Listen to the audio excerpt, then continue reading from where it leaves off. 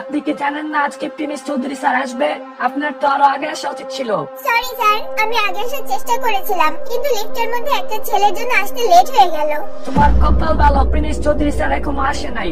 আচ্ছা ঠিক আছে, তুমি ওইখানে গিয়ে বসো। প্রিমিস আসবে বলে ঢাকা শহরে তাদের কোম্পানির বড় বড় বিজনেসম্যানরা সেখানে এসে হাজির হয়। তারা সবাই প্রিমিসের জন্য অপেক্ষা করছিল। প্রথমবারের মতো তারা তাদের কোম্পানির মালিকের ছেলেকে দেখতে পাবে আজ। কিছুক্ষণ পর ওই মিটিং এ হাজির হয় প্রিমিস। বারেক মিয়া তাকে দেখে সাথে সাথে বলে, আসসালামু আলাইকুম প্রিমিস চৌধুরী স্যার, আমি বারেক মিয়া, আপনাদের কোম্পানি ঢাকা সিটির সমস্ত কাজ করি।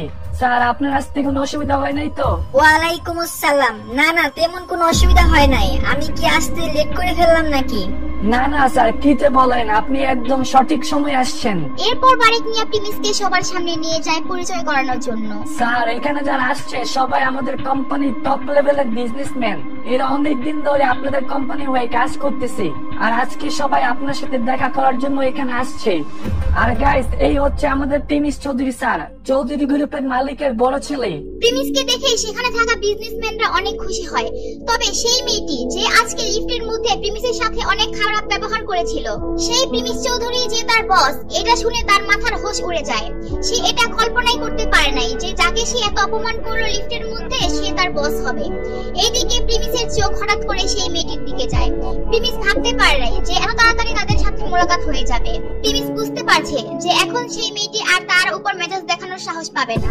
এরপর প্রিমিস মেয়েটির দিকে থেকে চোখ সরিয়ে নেয়। হ্যালো এভরিওয়ান, আমি আপনাদের প্রিমিস চৌধুরী। আশা করি আপনারা আমাদের কোম্পানির খুব বিশ্বস্ত লোক। আপনারা অনেকদিন ধরে আমাদের কোম্পানির কাজ করতেছেন, তার জন্য আমি অনেক কৃতজ্ঞ। আমি আপাতত পুরোপুরি বিজনেসে সময় দিতে পারতাছি না, কারণ আমার সামনে পরীক্ষা আছে। তো ওইটা শেষ করে তারপর আমি ফুল টাইম আপনাদের সাথে সময় দিতে পারবো।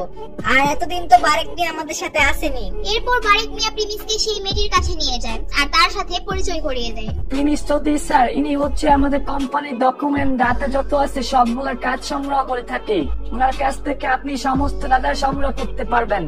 আর ওনার নাম হচ্ছে রিমিনি। প্রিমিসকে দেখে মেয়েটি একটি মুচকি হাসি দেয়। আর তখন প্রিমিসের আর বুঝতে বাকি থাকে না, মানুষ সবসময় মানুষের পোশাক আর অবস্থান দেখেই সম্মান করে। এরপর বারেক মিয়া প্রিমিসকে বলে, স্যার আমরা আপনার জন্য খাবারের ব্যবস্থা করছি, লাঞ্চের সময় লেগেছে। স্যার আপনি কি এখন খাবেন? সবাই আপনার জন্য অপেক্ষা করতেছে। আচ্ছা ঠিক আছে, চলেন তাহলে। সবাই তার জন্য অপেক্ষা করছে, তাই প্রিমিস আর না করতে পারেনি। এই জন্য সে খাওয়ার জন্য রাজি হয়ে যায়। এরপর তাকে খাবারের রুমে নিয়ে যায় আর তাকে অনেক সুস্বাদু খাবার খেতে দেয়।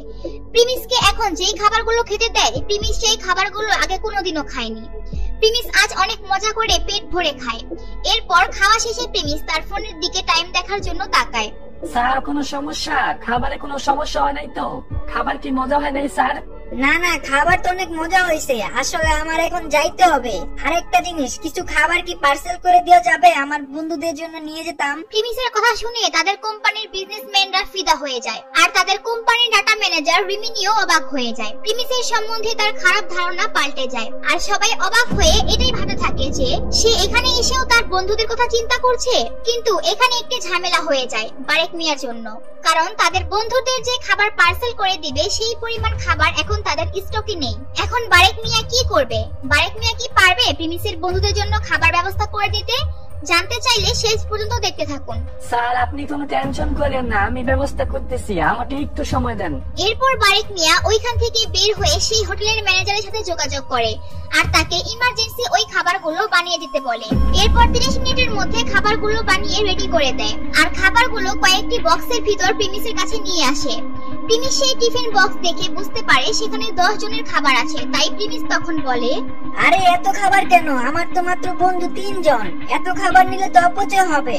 আপনি এক কাজ করেন, যদি সম্ভব হয় তাহলে খাবারগুলো ফেরত দেন, আর না হয় বাকি খাবারগুলো যারা আছে এখানে তাদের মধ্যে ভাগাভাগি করে দেন। এগুলো শোনার পর ওইখানে থাকা সবাই অনেক খুশি হয়ে যায়, কারণ তারা এমন একটা বস পেতে যাচ্ছে যার মধ্যে কোনো অহংকার নেই। তারপর প্রিমিসের ব্যবহার দেখে সবাই মুগ্ধ হয়ে যায়। স্যার আমি আপনার এই খাবারগুলো গাড়ি পর্যন্ত আগায় দিয়ে আসি। না না, তার কোনো দরকার নেই, আমি নিয়ে যেতে পারবো। আর আপনাদেরকে অনেক অনেক ধন্যবাদ, অনেক ভালো লাগলো আপনাদের সাথে আমার সময়টা কেটে। আর আপনি টেনশন করেন না, আমি এখান থেকে নেমে ট্যাক্সি নিয়ে চলে যেতে পারবো। এরপর প্রিমিস তাদের সাথে কিছু কথা বলতে থাকে আর এইদিকে সেই রিমিনি মেয়েটি আগে সেই রুম থেকে বের হয়ে তার গাড়ি নিয়ে প্রিমিসের জন্য অপেক্ষা করতে থাকে। আর প্রিমিস যখন নিচে নামে তখন সেই মেয়েটি প্রিমিসকে বলে, স্যার আপনি চাইলে আমার সাথে গাড়িতে করে যাইতে পারেন, আমি আপনাকে নামিয়ে দিয়ে আসি যদি আপনি কিছু মনে না করেন। এটা বলে মেয়েটি প্রিমিসের দিকে তাকিয়ে থাকে। প্রিমিস যখন খাচ্ছিল তখনও দেখছিল মেয়েটি প্রিমিসের দিকে বারবার তাকাচ্ছিল। যখন মেয়েটি প্রিমিসকে তার গাড়ি দিয়ে যাওয়ার অফার করে প্রিমিস চিন্তায় পড়ে যায়। তার মন চাচ্ছিল একবার যাওয়ার জন্য আবার না যাওয়ার জন্য। না যাওয়ার কারণ হচ্ছে সে যদি এত দামি গাড়ি নিয়ে তাদের কলেজে যায় তাও একটা মেয়ের সাথে, তাহলে কলেজের পোলাপান তাকে নানা প্রশ্ন করবে। আর মেয়েটির সাথে যাওয়ার কারণ হচ্ছে মেয়েটিকে দেখে প্রিমিসের ভালো লেগে যায় আর প্রিমিস তখন যাওয়ার জন্য রাজি হয়ে যায়। Thank you sir, thank you so much. Sir আপনার মনে আছে আমি আজকে লিফটের মধ্যে আপনার সাথে খারাপ ব্যবহার করে ফেলেছি? Sir I am really sorry, আমাকে মাফ করবেন। আসলে আমি বুঝতে পারি নাই, কারণ অনেক ছেলেই আছে যারা মেয়েদের সাথে ইফটিজিং করার চেষ্টা করে, তাই আমি আপনাকে ভুল বুঝে ফেলেছি। Sorry sir. আরে সমস্যা নাই, ভুল তো আমারও হয়েছে। আমিও তো আপনার দিকে তাকিয়েছিলাম আর হুট করে হেঁচে এসে পরে আর ভুল হয়ে যায়। আসলে আই এম রিয়েলি সরি, আমার এমনটা করা ঠিক হয় নাই। স্যার আপনি কেন আমার কাছে মাপ চাচ্ছেন? আপনার তো কোনো দোষ নাই, আর আমার তো কপাল ভালো আপনার মতো এত বড় একজন মানুষ আমার দিকে তাকাইছে, আমি তো ধন্য। আর স্যার আমার এই রুড ব্যবহারের জন্য আপনি মাইন্ড করেন না, প্লিজ প্লিজ স্যার। এরপর প্রিমিস দেখছিল এই মাপ চাওয়া নিয়ে বারবার সময় নষ্ট হচ্ছে, তাই সে বলে, আচ্ছা ঠিক আছে গাড়িতে ওঠো, আমার আবার একটু দেরি হয়ে যাচ্ছে। এরপর প্রিমিস আর রিমিনি গাড়িতে ওঠে আর গাড়ি যেতে থাকে প্রিমিসের কলেজের দিকে। আর সেই সময় প্রিমিস অমিতকে ফোন দেয়। হ্যাঁ অমিত, কই তুমি এখন? এই তো আমরা এখানে হসপিটালে আছি। ও আচ্ছা, কোয়েলের কি অবস্থা? ও এখন কেমন আছে? কোয়েল ভালো আছে, সুস্থ আছে, কোনো টেনশন করার কিছু নাই।